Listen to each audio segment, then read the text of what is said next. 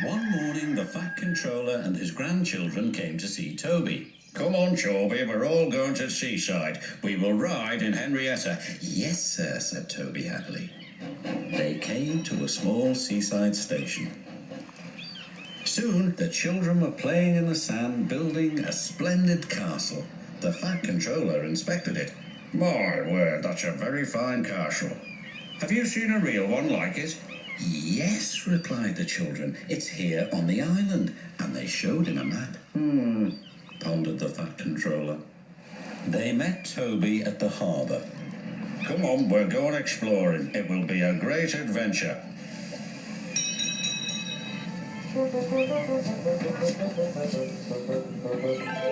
Soon they were in the wildest part of the island. They stopped by a lonely signal box. "Where might you be going then?" asked the signalman. "We're trying to find an old castle," replied the Fat Controller. "I know the place, sir," said the signalman. "There's a small junction not too far down the line. Just switch the points."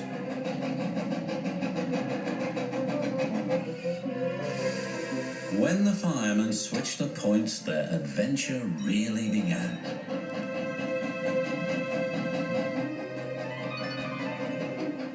Toby pushed past branches and bushes till they came to another little junction.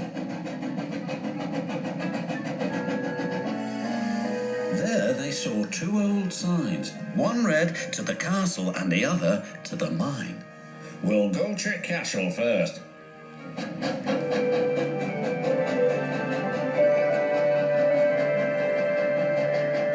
Toby stopped by an old water tower. "There's the castle." "Yes," replied the Fat Controller, "and now we shall visit the mine." Once upon a time, the mine had been worked by the little engines and their lines were still in place. But now everything was very rusty and overgrown.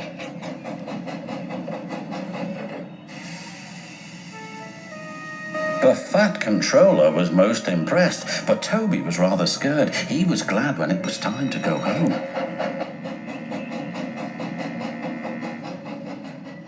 "I think the castle and the mine will make a very fine place for visitors, but it will take a lot of hard work first."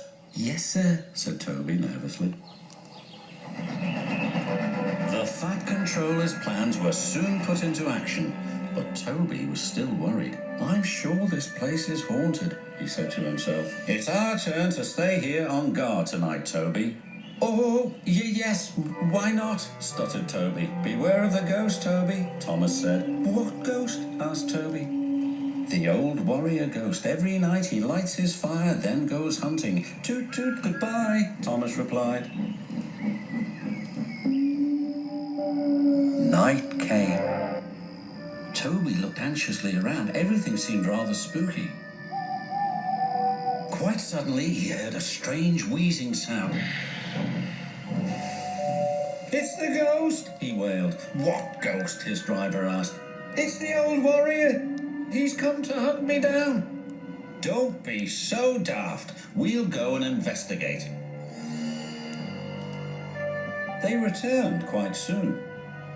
"The old warrior wants to meet you," laughed his fireman. "Can't he wait till morning?" replied Toby. "Ghosts don't work day shifts," said his driver. Toby bravely made his way. "Well, bless my bell," he exclaimed. There in front of him was a little old engine. "This is your ghost, Toby," said the signalman. "His name's really Bertram, but we call him the Old Warrior because he's so brave." Bertram and Toby are now firm friends. They take the visitors to the splendid castle and the mine.